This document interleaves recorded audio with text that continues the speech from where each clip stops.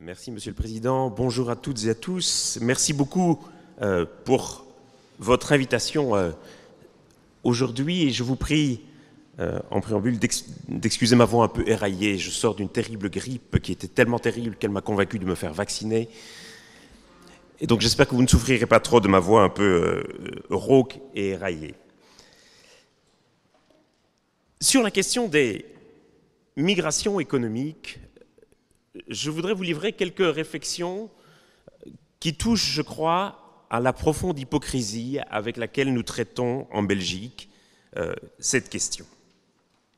Et en préambule, je voudrais questionner quelque peu le concept même de migration économique.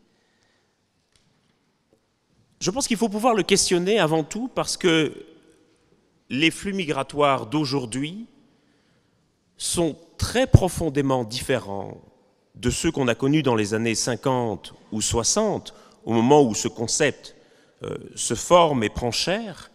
Et on est aujourd'hui face à des flux migratoires qui sont beaucoup plus étalés dans le temps et dans l'espace, et surtout pour lesquels les motifs de migration vont souvent s'accumuler les uns aux autres et s'influencer mutuellement.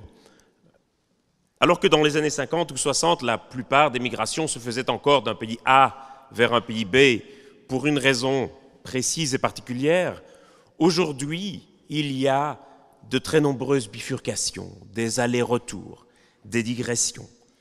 Et les raisons pour lesquelles les gens se déplacent sont de plus en plus diversifiées et de plus en plus entrelacées les unes dans les autres. C'est ainsi que les facteurs politiques, économiques et environnementaux des migrations, pour ne citer que ceux-là, vont souvent s'imbriquer les uns dans les autres et s'influencer mutuellement.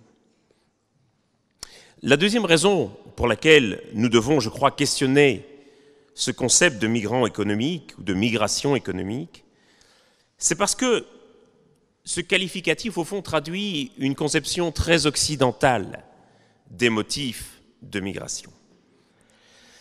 Quand on sait qu'en Afrique subsaharienne, par exemple, qui aujourd'hui concentre l'attention de tant de nos politiques, en Afrique subsaharienne, la moitié de la population environ dépend directement de l'agriculture de subsistance comme principale source de revenus.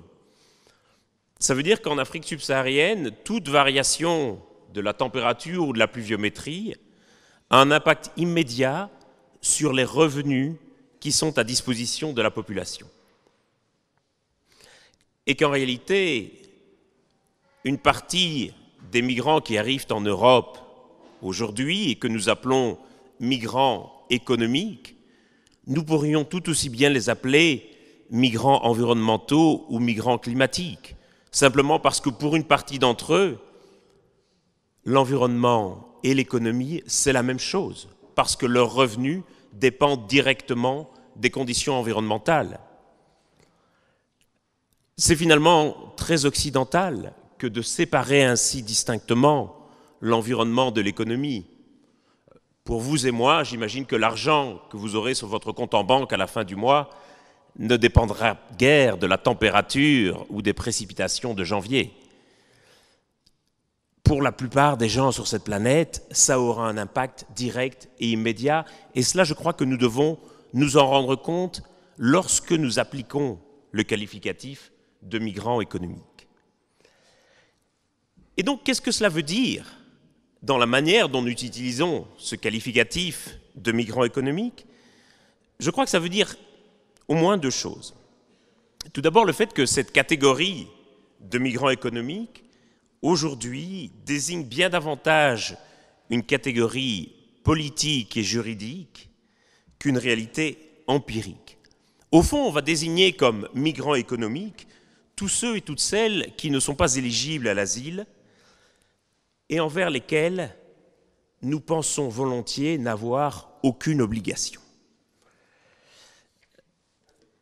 J'étais très frappé lorsque, il y a quelques semaines, j'étais invité à la radio sur la station Bel RTL pour discuter de la question du pacte de Marrakech. Vous savez à quel point la question a été sensible en Belgique, et vous savez surtout à quel point elle a donné lieu à toute une série de fausses rumeurs et de mensonges parfois plus abracadabrantesques que les autres. Et c'est ainsi qu'un des auditeurs qui était invité à s'exprimer dans l'émission exprimait ses réserves sur le pacte de Marrakech en ces termes, en disant « Mais si je comprends bien, si la Belgique signe ce pacte, ça veut dire que les migrants auront des droits comme nous. » L'auditeur a été très heureusement repris par l'animateur de l'émission, mais je crois que sa réflexion traduit bien finalement cette idée que par rapport aux migrants économiques, nous pensons volontiers n'avoir aucune obligation puisqu'ils n'auraient aucun droit. Et nous devons nous rendre compte que ce terme, qui jadis était tellement valorisé, jadis les migrants étaient des aventuriers, aujourd'hui ce terme est devenu terriblement péjoratif. Il est devenu aussi à ce point péjoratif, je crois, parce que nous avons créé une fausse dichotomie entre les migrants économiques et les réfugiés politiques. Fausse dichotomie pour deux raisons. D'abord parce que ces deux catégories s'interpénètrent assez largement. Toutes les recherches empiriques montrent aujourd'hui que, comme je le disais, les motifs de migration s'influencent mutuellement, et surtout parce qu'il faut rappeler que les réfugiés politiques contribuent aussi à l'économie du pays, que les chiffres montrent par exemple que leur taux d'entrepreneuriat est généralement supérieur au taux d'entrepreneuriat des travailleurs nationaux. Et donc, il faut se rendre compte que les réfugiés politiques sont aussi des contributeurs à l'économie du pays qui les accueille. Et puis peut-être surtout parce que lorsque nous opposons réfugiés politiques à migrants économiques, je crois qu'il est important de réaliser que l'adjectif ne désigne pas la même chose. Dans réfugiés politiques, l'adjectif porte sur les causes de la migration. Tandis que dans migrants économiques, l'adjectif porte ici sur le but, sur l'objectif supposé de la migration. Et donc, on a tendance à les mettre un peu sur le même plan, alors que je pense qu'en réalité, l'adjectif n'a pas du tout la même portée dans les deux expressions, et que pour les migrants économiques, nous allons supposer que le but de leur migration est de gagner un meilleur salaire ou d'avoir une meilleure vie. Au-delà de ces considérations liminaires sur le terme même, sur le concept de migration économique, je pense que la manière dont nous allons traiter en Belgique cette question est profondément marquée par l'hypocrisie. Hypocrisie pour trois raisons. La première, c'est que nous allons sans cesse nous interroger sur l'impact économique des migrations. Les migrations sont-elles bonnes ou mauvaises pour l'économie? Coûtent-elles de l'argent ou rapportent-elles de l'argent? Sont-elles une opportunité ou un fardeau économique? Généralement, ceux qui s'opposent aux migrations vont insister sur le coût parfois fantasmé des migrations, et lorsqu'on regarde pourtant les études qui ont été menées avec une base méthodologique rigoureuse, le CIDE notamment, on va généralement conclure à un impact des migrations sur l'économie quasiment nul, voire même légèrement positif, comme c'est le cas en Belgique. Le problème, c'est qu'on va souvent utiliser cet argument du bienfait pour l'économie comme un argument pour justifier le fait que les migrants seraient les bienvenus dans notre pays. Le problème, c'est que dirait-on si c'était l'inverse? Que dirait-on si les migrants coûtaient de l'argent plutôt que d'en rapporter? Est-ce que cela veut dire que pour autant, ils ne seraient plus les bienvenus? Ou est-ce que cela veut dire que les migrants ne sont les bienvenus que tant qu'ils rapportent de l'argent? Et quelque part, au nom de quoi pourrions-nous fonder un jugement sur la légitimité de leur présence dans le pays sur la base de ce qu'ils rapportent ou de ce qu'ils coûtent à l'économie nationale? Si je prends mon propre cas personnel, je suis un véritable gouffre pour les finances publiques. mon salaire est payé intégralement avec vos impôts. Toutes les recherches que je mène sont financées avec vos impôts. Tous les chercheurs qui travaillent dans mon laboratoire sont financés avec vos impôts. Et nous produisons à peu près rien du tout, à part quelques articles et bouquins. Soyons clairs, si je quittais le pays, le budget du gouvernement se retrouverait à l'équilibre. Et donc on voit bien, par l'absurde, ce à quoi on arrive si l'on doit ramener la légitimité de chacun dans la société à sa contribution économique. Quand nous parlons d'émigration, nous allons ainsi volontiers survaloriser des cas de réussite exceptionnelle. Nous allons insister sur tel migrant parti de rien et qui a fondé une start-up et qui a réussi à engager 50 ou 60 personnes.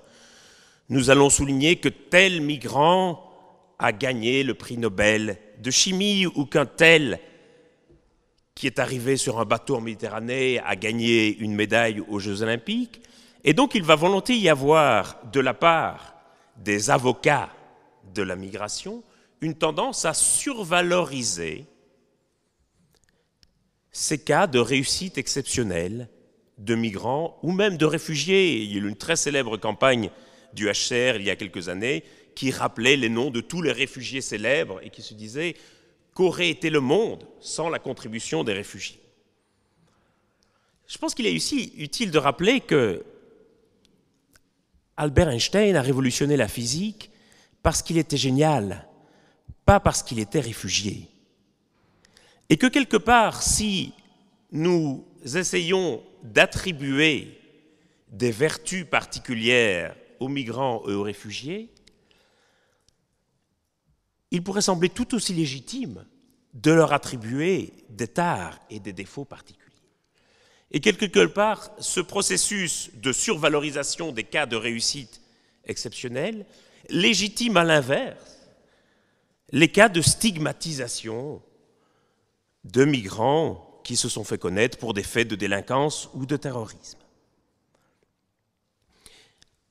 Il me semble aussi que cette survalorisation des cas de réussite exceptionnelle de l'immigration ou de contribution formidable de l'immigration à l'économie envoie un signal finalement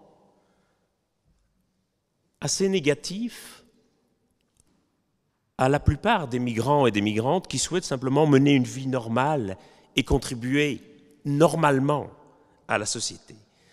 L'économie a autant besoin de balayeurs que de chirurgiens.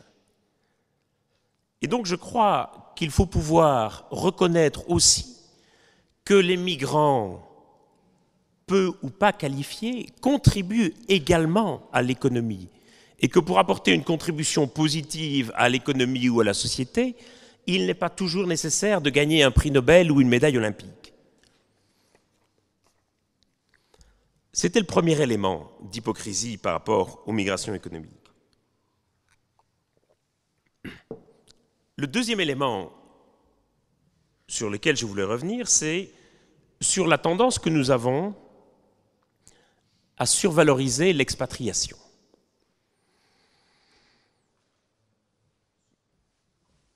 Quand j'ai effectué une partie de mes études à Londres, vous auriez dû voir comme mes parents étaient fiers.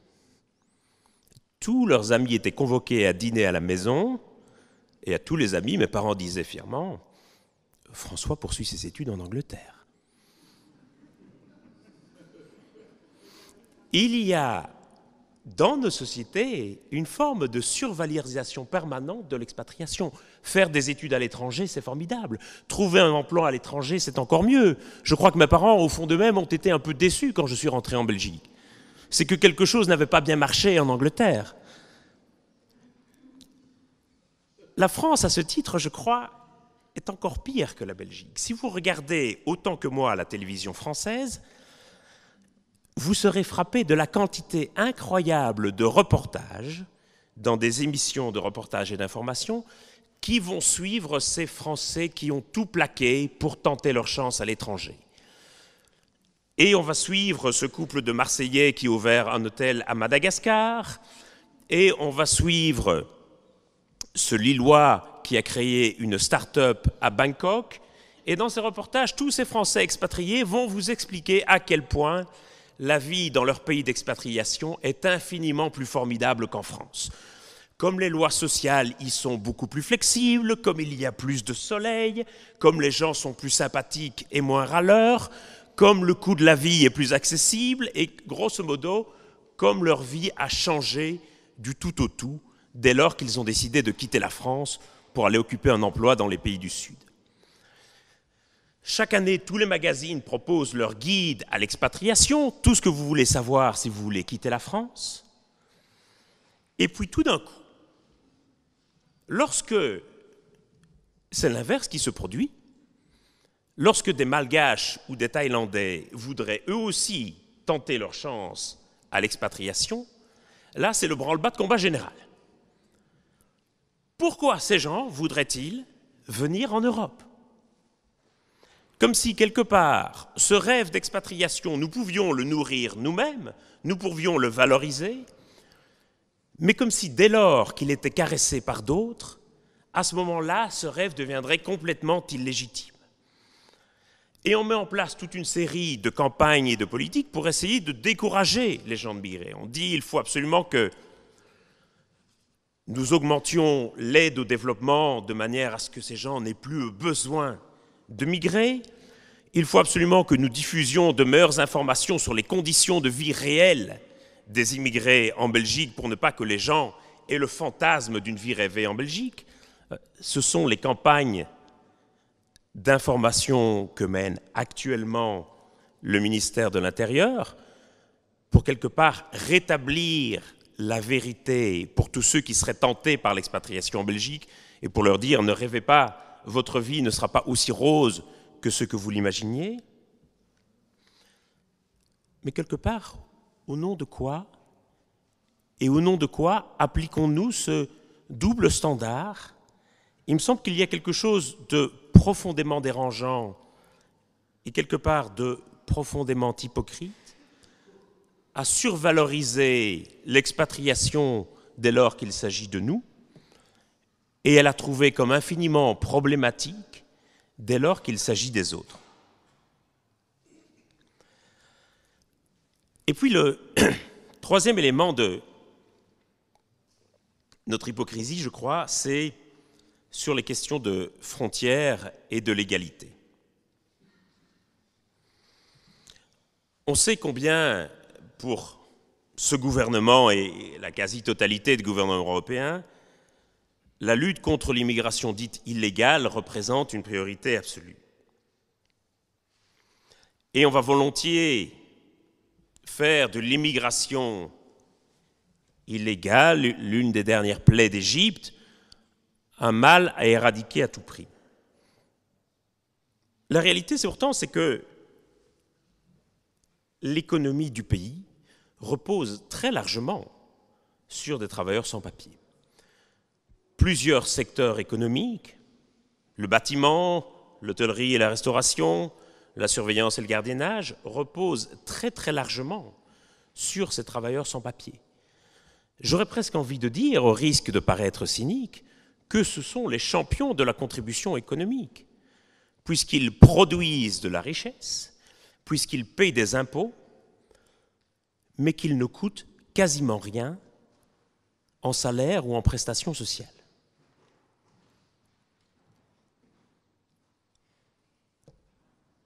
Autre élément, la question de la fermeture des frontières.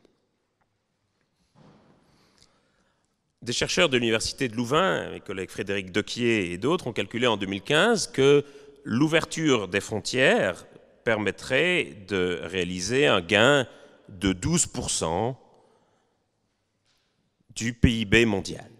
D'autres termes, l'économie mondiale progresserait substantiellement si l'on ouvrait les frontières.